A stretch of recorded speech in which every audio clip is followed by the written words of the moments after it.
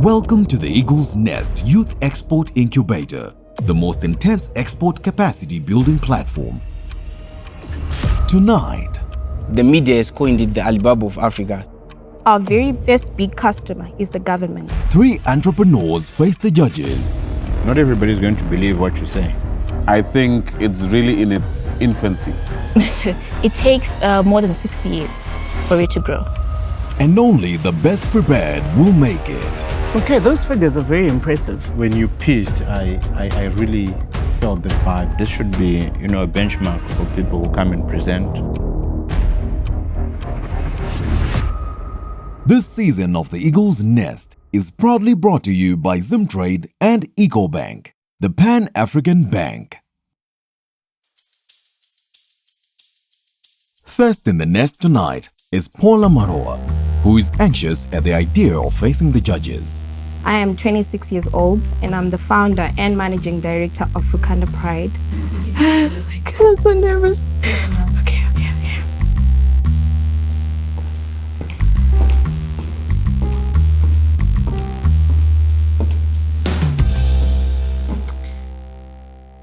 Hello Eagles, my name is Paula Majita Maroa. I'm 26 years old and I'm the founder and director of Rukanda Pride. Rukanda Pride is a leather products manufacturing and retailing company renowned for its craftsmanship of real quality leather in Zimbabwe. We seek to grow, expand, and be innovative enough to deliver remarkable real leather products that satisfy today's customer within the borders of Africa and beyond. The global market size of leather products has been valued at $394.12 billion as of 2020 and is expected to rise at 5.8% from 2023 to 2028. That market is going to be heavily influenced by a growth in consumer disposable income, a rise in the standards of living, a growth in domestic and international tourism. Leather products are seen as a fashion statement. They are seen as a status symbol. Therefore, we saw that within the leather industry, there are problems surrounding that, which are 1, generic leather products, 2, illegal and unsustainably sourced leather, 3,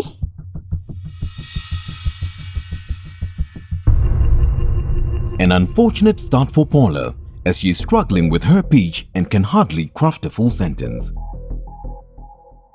Okay, no, that's fine. We want you to be as comfortable as you can. We are here to enhance.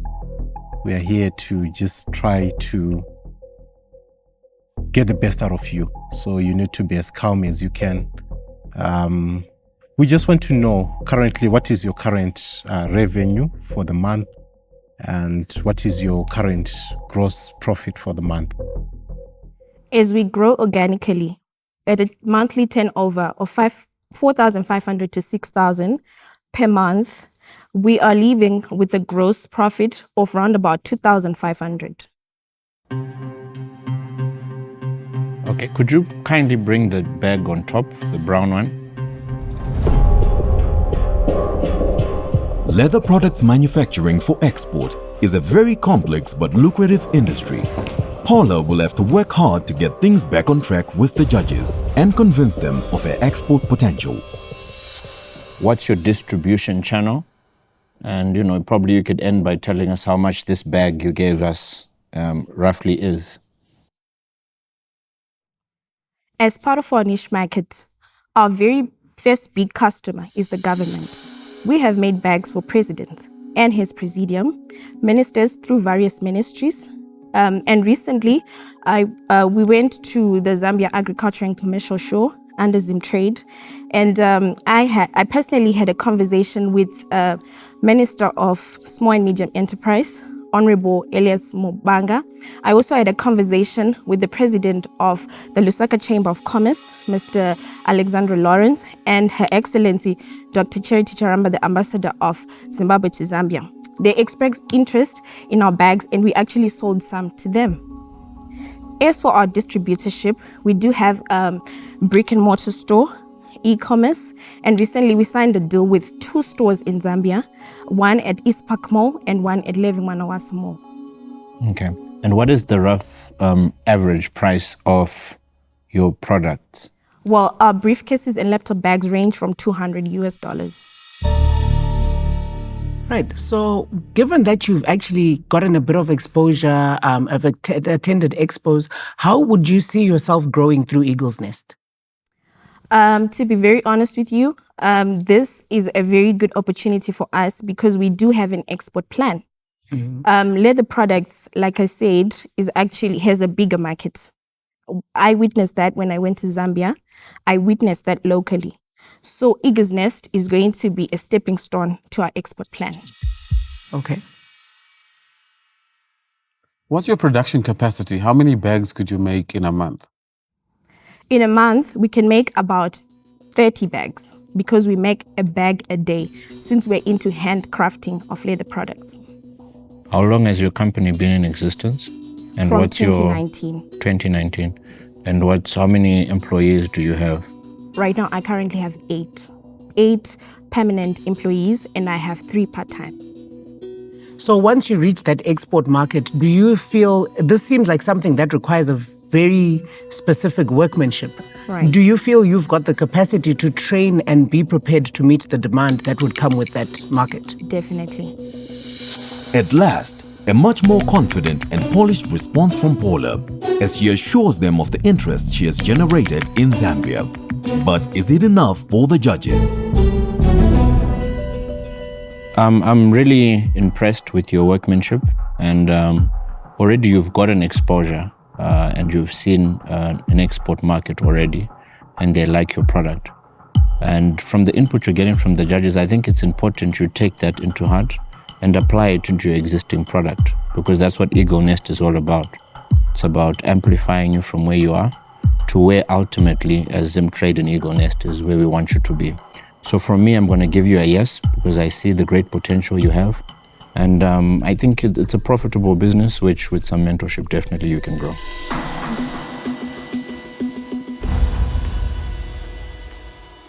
I think it's a good business. I would say streamline your product line. Making anything and everything leads you to not perfect anything, right? Decide who you are and what you make and perfect that. So what ends up happening is that things like packaging become expensive because you got so many different product sizes. So you don't know what size box to get. I can say I've seen these designs before, come up with something that you can identify as your, trade style. That this type of bag, this is our signature bag that you'll be identified by. All in all, I'm happy with the product. I think there's great potential. So yes from me. So Paula, we've seen several people come in on the leather sector on Eagle's Nest. Everything that Wisdom and George have said, I totally agree. In some instances, remember your why you're passionate about your business, the confidence you have in your business. Let that be what resonates. Don't allow fear or stage fright to overtake, because you only get that one opportunity. And in some instances, it's a make or break situation.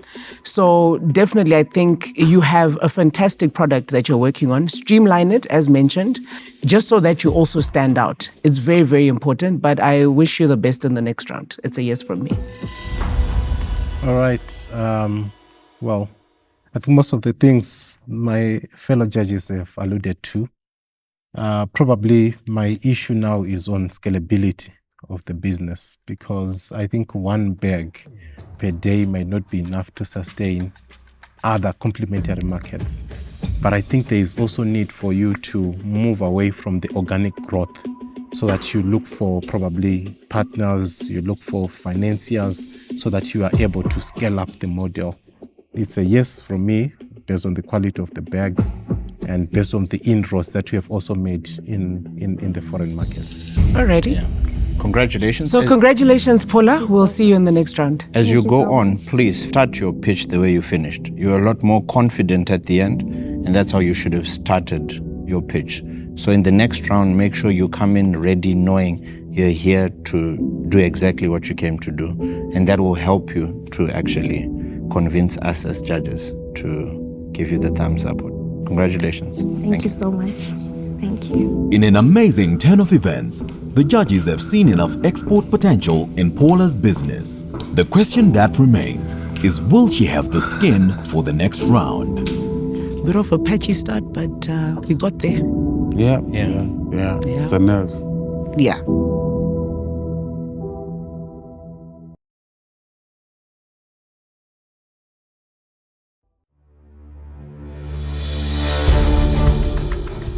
Next is Gary Rona, who believes he has created a platform that will simplify shopping in Africa. Hello, how are you? Very fine, and yourself? Well, thank you. Welcome to Eagle's Nest. Thank you very much. You're welcome. My name is Gary Ruona, founder and CEO of ELO Africa. ELO Africa is an omni-channel marketing and marketplace that is empowering African small to medium enterprises and informal retailers to tap into Africa's emerging digital economy. ELO Africa serves to facilitate easy trade in Africa. So what we're simply doing is we have built a B2B2C e-marketplace. Businesses are able to list in their products and services, and they're able to sell. That is in Zimbabwe and outside Zimbabwe. And in Zimbabwe, we have a B2B business directory that is listed over 12,000 small to medium enterprises.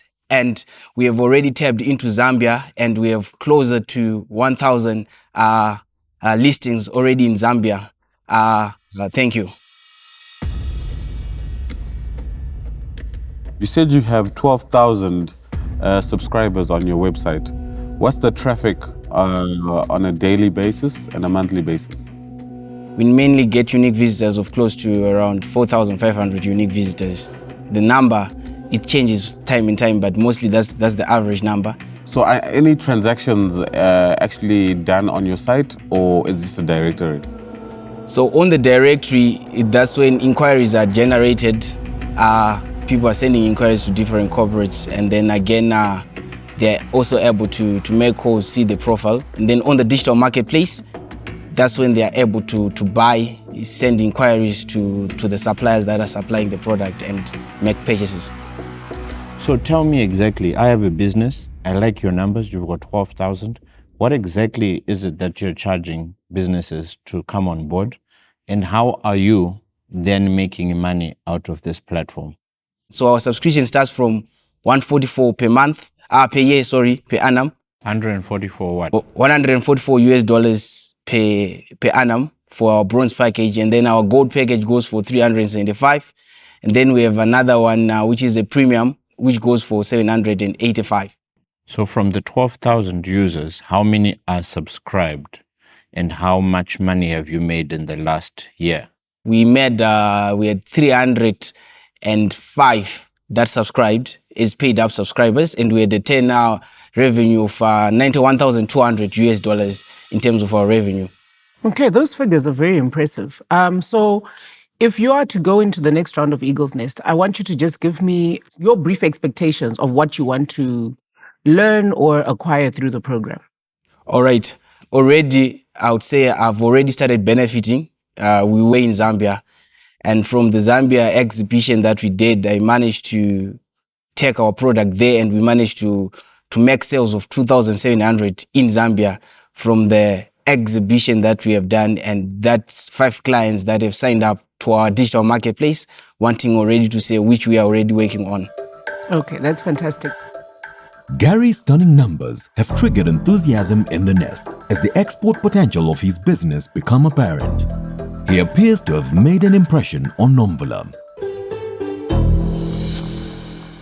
So I think on my end, your participation in Eagle's Nest could actually also present you with some more customers through the other participants who need e-commerce platforms to push their products and also even become a bit more knowledgeable about that. Because a lot of participants we've seen are struggling in that sphere as well.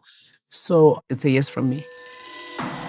The entrepreneur's success in capturing the attention of the Zambian market has earned him an early endorsement from Nomvula. But it seems wisdom is not buying. All right. So, Gary, I'm on your website. And what I know is that digital marketplaces are supposed to create convenience, create a real-time shopping experience. I should feel like I'm in a supermarket, right? But I go to your website and I go to beverages, for example. I have maybe 3 or 4 options. Okay, I go to cooking oils, I have 1 option. You then come and you say that I've got 12,000 SMEs subscribed. I'm failing to see it, right? Can you kindly explain, your 12,000 subscribers and why it's not appearing on your website and why the population of your products is so low? I would like to believe that you are on coolies.com. Yes. Which is what's on your t-shirt. Great. Coolies.com, it came in this year. That's our digital marketplace. And then we have a B2B business direct, which is Yellow Pages. That's the one that has 12,000 companies. So why would I go on your site directly instead of just Googling branding companies in Zimbabwe? When you go on Google and say branding company, because we are highly optimized, if you go look for Zimbabwean companies, for instance, companies listed within the business directories tends to pop up on the SAM. And again, if you go on the search engine and you search for your company and you say, for instance, Pro Air. So let's do that. Give me an example, your example. Let's say air conditioning companies in Zimbabwe. I just randomly picked.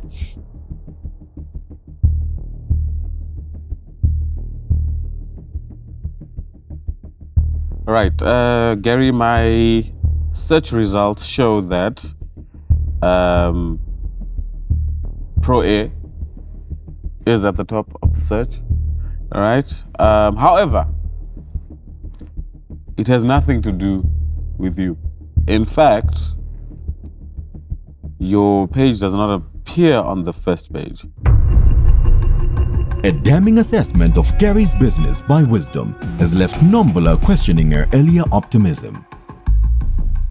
My point is, I can actually do a Google search and Google will help me, right? Find Pro Air's web page, Instagram page, Facebook page. I think search engine optimization has gotten to that point where it takes you directly to the subscriber rather than going through your particular website. I think it's really in its infancy. There's a lot of work to be done, Gary. A lot of work to be done. The 12,000, I have a big question mark there. I think that for this moment, you need to go back and really put in the hours. You really need to get, the boots on the ground and get people to subscribe. There's a lot of work that you're going to need to do to move the consumer from the brick and mortar to online. So I'm going to give you a no. Thank you very much. A huge setback for the e-commerce entrepreneur as Wisdom punches his hopes of exporting. Will his remarks exert an influence over the other judges? Okay, Gary, you said your coolies is going to be the what of Africa? Yeah, the Alibaba of Africa. Okay, so I like that vision that you have, and it's a great vision. And with a great vision needs a lot of hard work and consistency and passion to make that actually realistically come to pass. And what he's saying should actually then make you pull your socks up. Because if you come and pitch to people Not everybody's going to believe what you say. Okay, maybe I don't know how. Okay, I just want to finish because it's my judgment. You've pitched. So for me, I would want to definitely see that vision come to pass. So I'm going to give you a chance and give you a yes, but there's a lot of work you're going to have to put in to get to where you want to be. If you say you're going to be the Alibaba of Africa. So for me, it's a yes because I believe in what you're trying to do. But trust you me, with the competition that's in ego nest right now, if you don't pull up your socks and come up with all the things you've been told to, you're not going to go far. So for me, it's a yes. Thank you very much. Gary needs 3 votes to make it to the next round. Surely it's game over for the entrepreneur if Leslie, a big player in the industry he's appealing to, does not share the optimism. When you pitched, I really felt the vibe to say, this is the new thing. But when facts were now verified, I was kind of let down to say, there is still a lot of work that you have to do. And not many people are playing in the field of informal sector. I think if you can really emphasize in that space and probably get a lot of people who are in that space to, participate, it will give an edge vis-a-vis other platforms, and I'm going to give you a yes on the basis of the potential that I see, but please work around all the areas that the fellow judges have said and what I've also said to you myself, so that you clean up the system. Okay. Well, Leslie had us sitting right at the edge of our seats there for a moment. Yeah. Congratulations. Thank you very much, Gary. Thank you very much. We'll see in the next round. You got a lot of convincing to do. I'll definitely come and show you exactly. Thank you very much. Thank you. Okay. All right, chance, Gary. That right there is something that I would use because it's not complicated. It's not going to confuse me. I can do my shopping conveniently. That's why I actually gave him a People like chance. the Facebook marketplace. Why do I need to be on his? There are certain, I think, points that I failed to really clarify. I wasn't too prepared for that example of saying when you said, what can I search? I just randomly picked. And from the points that I've had, I intend to work on them and refine myself. But yeah, I'm excited, very excited.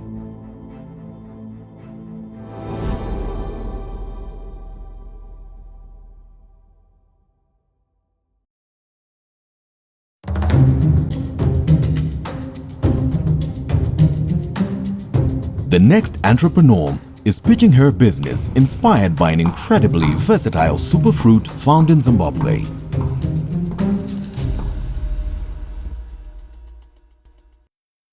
My name is Ngonizashe Majura from Tandis Village, Baobab range of products.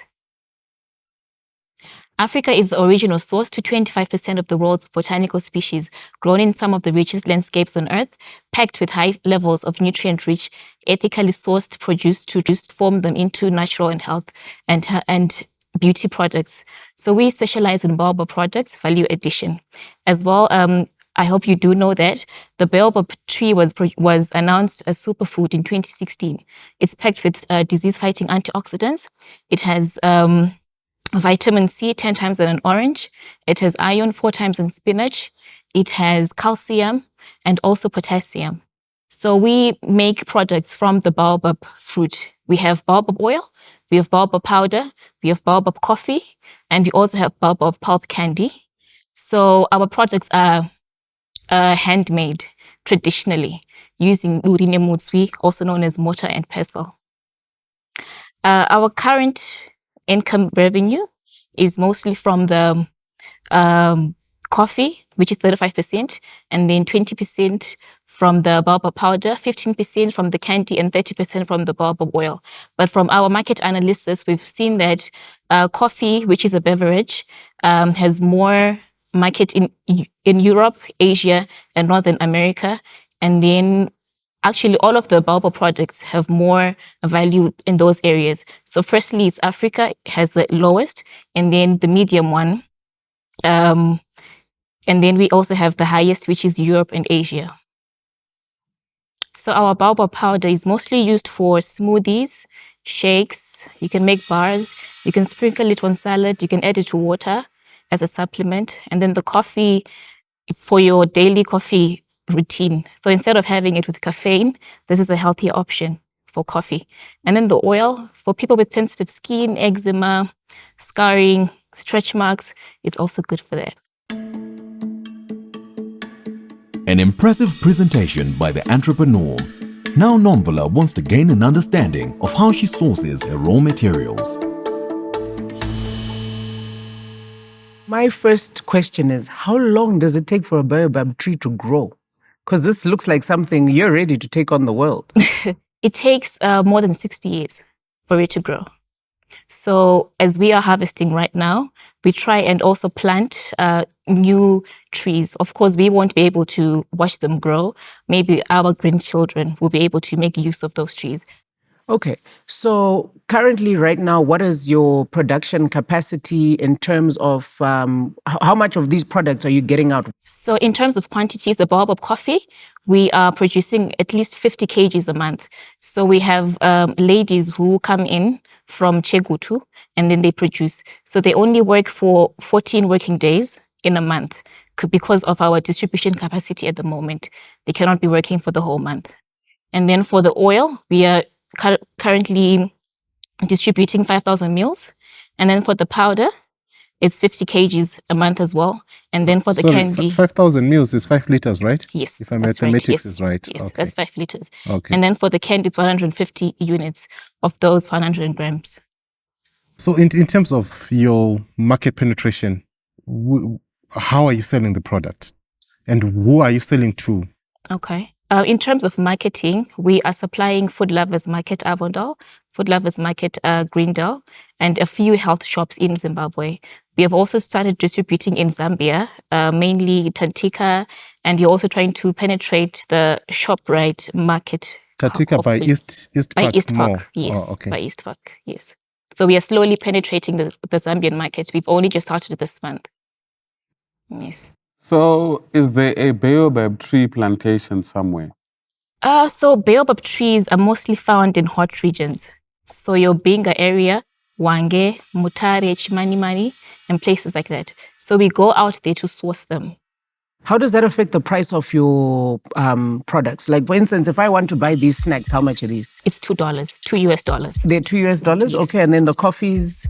The 200 grams, it's $5, and the 100 grams is $3.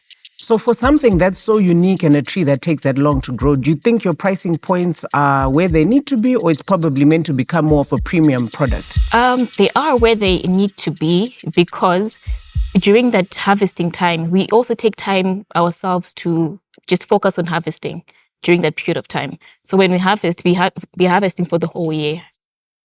And there's adequate supply? Yes, for the whole year. So depending on our capacity, if there's need for more, we also have farmers who just harvest and then they store, because they know some people are going to come and need the product, and then they can sell it to But us. is this not you almost having like tunnel vision on this? Because my thing is, I'm seeing the growth of your product and the demand increasing, even simply off what you'll have done on this platform alone for just the local market itself. The pricing model, I would almost say, I see this as a premium product. I understand. Quick and confident responses from the entrepreneur. But did her business's pricing model leave a bitter taste in their mouths? Yeah, I like the product. I like the packaging. I like the presentation. The sweets need better packaging. Okay. Right? I don't know about the price point. It looks like your price is a bit low from what the packaging looks like. Okay. I'd like to see it a little bit more premium and maybe a little bit less text on your label. Okay. Just streamline it. Just make it clean. And I think we'll be well on our way to a premium product. It's a yes from me. Thank you.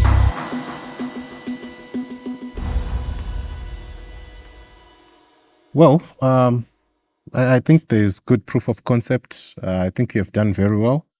in terms of setting up the business. However, I think there are just a few things that you need to just pay attention to. I see here you have written 100% organic. Have you already got the certification to it? Yeah, so this then becomes a very dangerous claim to make, because there is need for you to do the blockchain systems and the necessary certification. Also, I've gone round just to track on the nutritional information. I couldn't see any, which is something that you also need to factor on the packaging, the nutritional information. Okay. Unless if I missed it, if it's somewhere. It's not there. It's not there, just right? the benefits are there. The benefits, Yes, right? just So I the think health you benefits. need also the nutritional information, government analysis, standard associates, Zim labs, these laboratories, so that they can do an analysis of the constituent, because it's a legal requirement as you are going for exports. I think one last thing, the date of manufacture and date of expiry. Even if it stays until the second coming of Christ, there is need for you to put the date of manufacture, the expiry date for traceability processes in case something happens. But it's a yes from me. Thank you.